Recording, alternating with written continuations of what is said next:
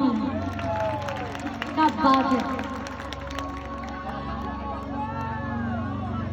अब दिवाली के समय के बाद देखो तो दिवाली के समय में सुआ गीत हो गए, सुआ नृत्य हो गए, राउत नाचा हो गया। ओखर बाद का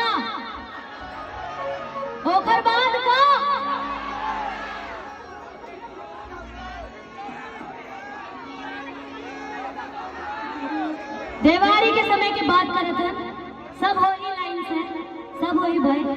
अभी जब दिवाली के समय की बात करते तो दिवाली के समय में सुआ गीत हो गए, सुआ नृत्य हो गए, राउत नाच हो गए। अब ओकर बाद तो दिवाली के समय में हमन सब पूरा परिवार सब जन मिल के अपन गांव के, अपन परिवार के, अपन क्षेत्र के, अपन राज्य के सबके सुरक्षा के लिए, सबके कल्याण के लिए ईश्वर गौरा गौरी के पूजा करते हैं, आराधना करते हैं, वंदना